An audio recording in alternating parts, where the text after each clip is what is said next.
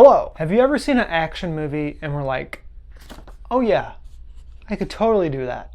Well, Beckett is that movie, and turns out you can't do that. Hello everyone, I watched Beckett on Netflix, and boy oh boy, what a movie it was. A movie I did not expect the way it went, but also I didn't expect anything because I didn't watch any trailers. I just knew that John David Washington and Alicia Vikander were in it. And that's it. I was sold just off that alone, and it was a wonderful, wonderful movie. Beckett stars John David Washington as Beckett, and he and his girlfriend, played by Alicia Vikander, are in Greece on vacation, and they were originally in Athens, but they decided to go up to like North Greece to just chill as there's like some protests coming into Athens. And as they're traveling to their Airbnb or hostel or whatever, Beckett crashes the vehicle. He sees something that he shouldn't see, and that's where the movie unfolds. I gotta read from my cue card here. This is directed by Ferdinando Cito Filomarino, who is a second unit director on Call Me By Your Name, and he has worked with that other director a couple of times, and this is his first like big movie. And you know, he really swung for the fences. This also has Boyd Holbrook and Vicky Krieps, who you've seen in plenty of movies.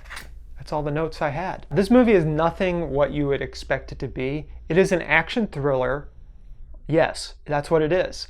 But the main character, Beckett, is just a normal person stuck in an action movie who is like, doesn't want to do any of the action. It's like a non-action action movie, and it's wonderful. He is just sloppy. John David Washington plays Beckett so well. You can just feel the just like clumsiness of the character who's just trying to figure out this answer of this mystery that we're trying to solve in the movie.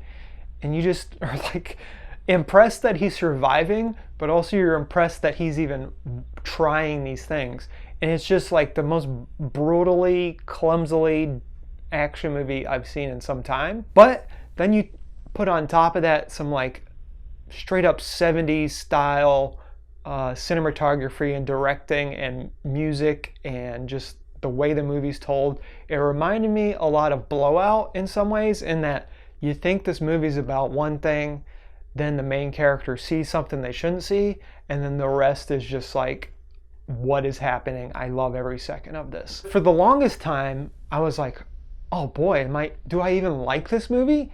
And then by the end, I was like, no, correction, I love this movie. There are some parts that when you're watching, you're like, oh, I don't know why that's there, but it all comes back together at the end. And this is definitely a movie where it's like, oh yeah, this would only happen to a character in a movie, and it would happen to nobody else.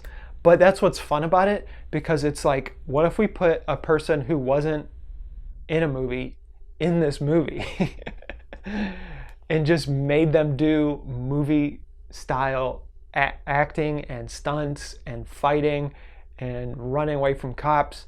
And it's just a blast. It is just so fun.